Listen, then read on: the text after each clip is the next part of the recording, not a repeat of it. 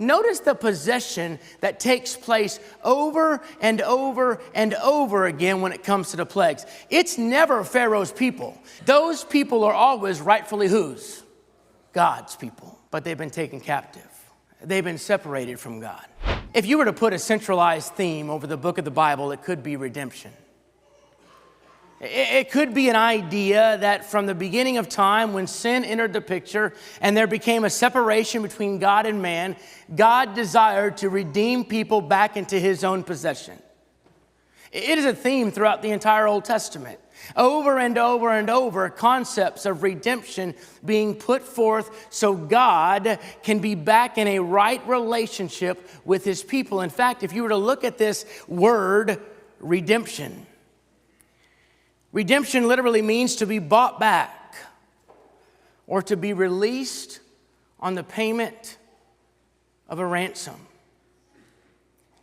To have something that was lost but now is found, something that has been transferred back to its rightful owner, just as little Tom thought that boat was lost but was bought back into his possession. We have an interesting idea that takes place in the Bible, specifically with one story. And if you're taking notes in your notebook, I'd like you to do this. I'd like you to turn it landscape, right? I think it's portrait and landscape. So turn your notebook landscape, and I want you to draw a line right down the middle of the page. So you have two columns in your notebook. Because what I want to show you is something that takes place in the Old Testament that we see mimicked in the New Testament. Something that takes place as a temporary fix in the Old Testament that is permanently fixed in the New Testament. Because one of the main concepts when you think about redemption is this idea to be redeemed by the blood of a lamb. In your first column, I want you to go ahead and go to that next slide, Kenny. I want you to write this in that first column, redeemed by the blood of the Lamb. And I want you to make sure you do something. If you're like me, sometimes when I'm writing or I'm taking notes, my uppercase and my lowercase gets mixed up. But I want to make sure that it doesn't matter if your uppercase or lowercase gets mixed up, but when you write the word lamb in that first column, it's a lowercase l. Because in the Old Testament, I want you to see something that takes place, maybe a familiar story that we all know, that takes place that really illustrates for us this idea of being redeemed by the blood of the Lamb or being bought back by the blood, because the blood is the ransom that was paid. The blood, like we talked about last week in the idea of propitiation. Propitiation was the appeasement of the wrath of God, and it was the sacrifices that took the place of man. But when you think of redemption, it's this idea that it has to be bought back. It has to be purchased back. And like the sacrifices in the propitiation story, they were the replacement or the substitute. But when it comes to redemption, the blood of the Lamb is the payment. It's the process that happens. And let's take us on a journey.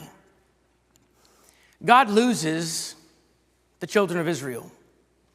Whether they've moved away from him or they've begun worshiping idols, there is something constantly that God has to provide for them that they are to be bought back with.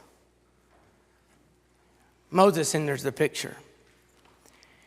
God goes to Moses and says, Moses, I need you to go into Egypt. And I need you to go and retrieve my people back to me. Because my people are now enslaved. They are owned by somebody who is not their rightful owner. Pharaoh owns them. He's mistreating them.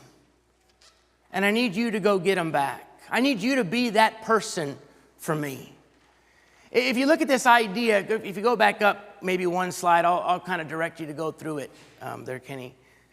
The children of Israel are first introduced as God's people. Throughout the entire Old Testament, they're his chosen people. But Pharaoh takes captive of them. Pharaoh treats them wrong. Pharaoh believes they belong to him. And remember what Moses does? With the guidance of God, if we start looking at the book of Exodus, starting in chapter 6. Look at what the text says. Exodus chapter 6. Look at verse 5. It says, "Moreover, I have heard the groaning of the people of Israel, whom the Egyptians hold as slaves, and I have remembered my covenant. Say therefore to the people of Israel, I am the Lord. I will bring you out of under the burdens of the Egyptians, and I will deliver you from slavery to them. I will redeem you with an outstretched arm and with great acts of judgment." And look at verse 7. "And I will take you to be my people, and I will be your God, and you shall know that I am the Lord your God, who has brought you out from under the burdens of the Egyptians." The children of Israel found themselves in a predicament. They found themselves in a predicament, Kenny, go ahead into the next one, that they were being taken captive by Pharaoh, by the Egyptians. They found themselves not under the rightful ownership of who created them. And it was a situation that it was not good for them. So he goes to Moses and he says this, "Pharaoh, let my people go." Now understand that statement, and that's a statement we've heard a lot, right? We could have all probably completed that sentence. I could have said, "let my," and you all would have said, "people go." We've heard that before.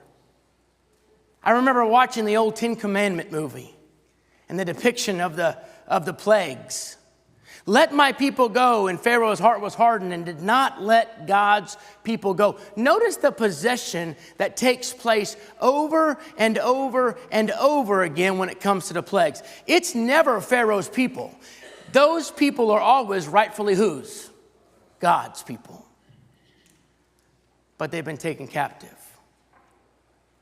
They've been separated from God. Pharaoh, let my people go. And we have the course of the plagues. And one plague after another, the Pharaoh's heart was hardened, and he did not let the people go until a lamb was introduced.